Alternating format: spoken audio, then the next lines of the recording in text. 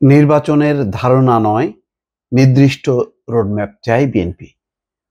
দর্শক, আমারও কেন জানি মনে হচ্ছিল যে ডক্টর মোহাম্মদ ইউনূস জাতির উদ্দেশ্যে ভাষণে যেই বক্তব্য দিয়েছেন যে 2025-এর শেষ অথবা 2026-এর প্রথমার্ধে, এবং সংস্কার যদি সবকিছু পূর্ণাঙ্গ করতে হয় তাহলে 26-এর প্রথমার্ধে, আর যদি হালকা পাতলা সংস্কার বা প্রয়োজনীয় সংস্কার তাহলে 25-এর শেষে।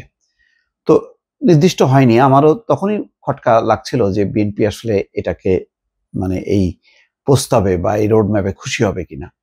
এখন দেখা যাচ্ছে তাই এখানে যেটি বিএনপি বলছে যে ধারণা নয়, মানে নির্দিষ্ট রোডম্যাপ চাই। তার মানে হচ্ছে কোন বছরের কোন মাস, অন্তত এইটুক যদি বলতেন ডক্টর মোহাম্মদ ইউনূস তাহলে হয়তো বিএনপি আশ্বস্ত। তো তারা সেটা আশ্বস্ত হয়নি, এটা বোঝাই যাচ্ছে। এটা আজকে তারা খোলাখুলিভাবে এটা ব্যক্তও করেছেন যে জাতীয় সংসদ নির্বাচনের ধারণা নয়, বিএনপি নির্দিষ্ট রোডম্যাপ চায় বলে জানিয়েছেন দলটির স্থায়ী কমিটির সদস্য সালাউদ্দিন আহমেদ। সোমবার রাজধানীর শেরেবাংলা নগরে মহান বিজয় দিবস উপলক্ষে বিএনপির প্রতিষ্ঠাতা ও সাবেক প্রেসিডেন্ট জিয়াউর রহমানের মাজারে শ্রদ্ধা নিবেদন শেষে তিনি এই মন্তব্য করেন। জাতির উদ্দেশ্যে ভাষণে অন্তর্বর্তীকালীন সরকারের প্রধান উপদেষ্টার নির্বাচন নিয়ে বক্তব্যের প্রতিক্রিয়ায় সালাউদ্দিন আহমেদ বলেন, প্রধান উপদেষ্টা নির্বাচনের একটি ধারণা দিয়েছেন, কিন্তু বিএনপি ধারণা নয়, নির্দিষ্ট রোডম্যাপ চেয়েছে।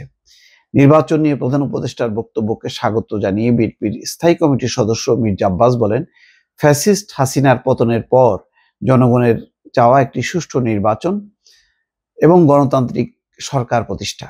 তাই অতি দ্রুত সংস্কারের কাজ সম্পন্ন করে নির্বাচনের মাধ্যমে জনগণকে একটি গণতান্ত্রিক সরকার উপহার দিতে হবে। এ সময় বিএনপি ও এর অঙ্গ সহযোগী সংগঠনের বিপুল সংখ্যক নেতাকর্মী উপস্থিত ছিলেন। দর্শক, এই হচ্ছে বক্তব্য বিএনপির। বোঝাই যাচ্ছে যে তারা যেই বক্তব্য প্রত্যাশা করেছিল সেই বক্তব্যটা তারা পায়নি। এখন এই যদি অবস্থান হয় তাহলে কি হবে ভবিষ্যতে? এটা একটা পরিস্থিতি যে মোটামুটি একটা যে ধারণা দিয়েছে সরকারের পক্ষ থেকে তাতে সন্তুষ্ট হচ্ছে না, আরো নির্দিষ্ট চাইছে, হয়তো চাপ রাখবে, তারপরেও মোটামুটি একটা ধারণা পেয়েছে তারা।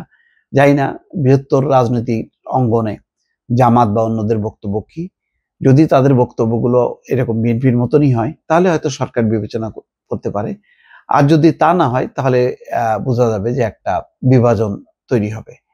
তো যদি বিভাজন তৈরি হয় তাহলে এটা এখন যে সরকারের যে অবস্থা তাতে কিন্তু বেশ মানে একটা ঝামেলার মধ্যে পড়বে নির্বাচন ঘোষণা নিয়ে।